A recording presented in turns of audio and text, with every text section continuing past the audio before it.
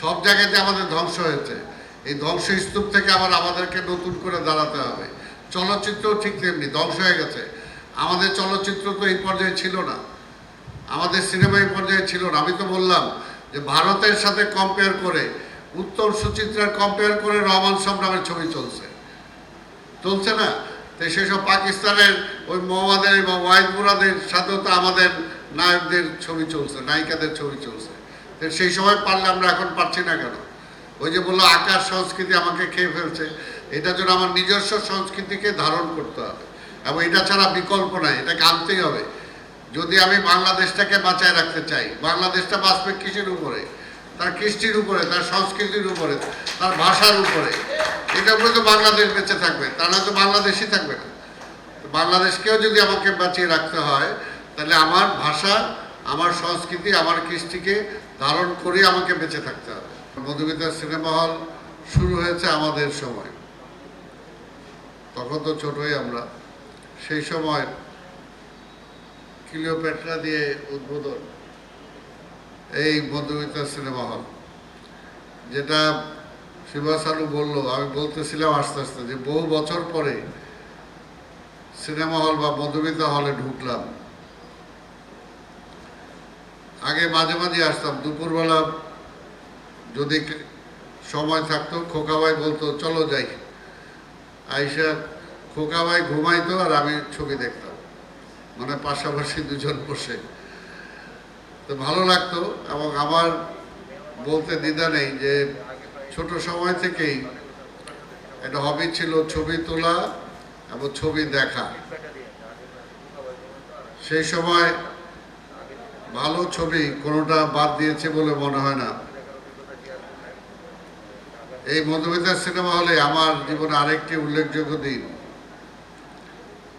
70-এর নির্বাচনের পরে যখন জলোচ্ছ্বাস হয়েছিল, সেই সময় এই সিনেমা হলে আমি এই মুখোমুখোশ চলচ্চিত্র প্রদর্শনী করেছিলাম যে সেটা থেকে যে টাকা আসবে সেটা আমরা রিলিফে দেব।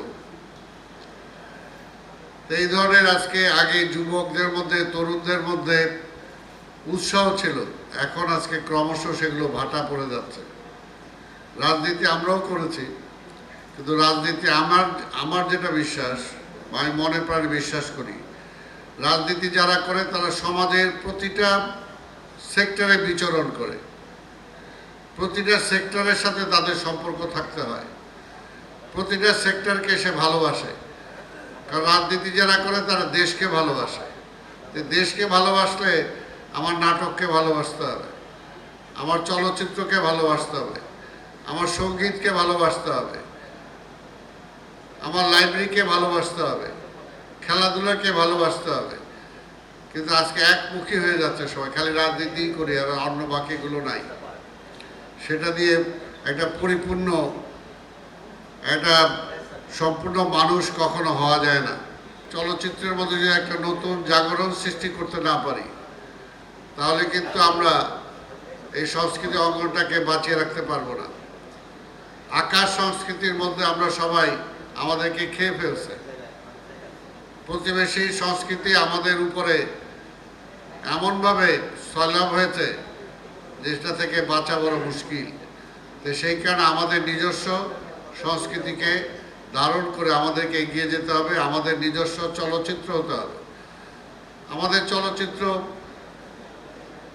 একসময় তো নাম করা ছিল, পাকিস্তানের মধ্যেও তো সেই সময় দেখা গেছে যে আমরা যারা বাংলাদেশের ছিলাম বা পূর্ব পাকিস্তানের ছিলাম, আমাদের চলচ্চিত্র সারা পাকিস্তানে প্রথম হয়েছে, পরিচালক হিসাবে প্রথম হয়েছে। আমাদের তো সেই ঐতিহ্যটা আছে। আমি বিশ্বাস করি যে এখনও আমাদের মধ্যে অনেক গুণী শিল্পী আছে, অনেক গুণী পরিচালক আছে। যদি সেই পরিবেশটা আমরা আনতে পারি, এবং আমরা বিশ্বাস করি যে বর্তমান সরকার জনগণের সরকার, এবং এই সরকার অবশ্যই আপনাদেরকে সহযোগিতা করবে, চেষ্টা করবে। তবে আপনাদেরকে এগিয়ে আসতে হবে, এগিয়ে আসতে হবে যাতে চলচ্চিত্র অঙ্গনটাকে আবার আমরা নতুন করে সাজাতে পারি, নতুন করে জাগরণ সৃষ্টি করতে পারি। আগামী 22 তারিখ 4টার সময় আমরা এখানে আসব। আপনারাও সবাই আসবেন, আপনাদের পরিবারবর্গ যারা আছে তাদেরকেও বলবেন, আত্মীয় স্বজনকে বলবেন, আপনাদের কাছের মানুষগুলোকে দাওয়াত দিবেন। এবং আমরা আশা করব যে মধুমিতা সিনেমা হলে অন্তত এই কয়টা দিন ঢাকার মানুষ পুরনো ছবিগুলো দেখে তারা উৎসাহিত হবে।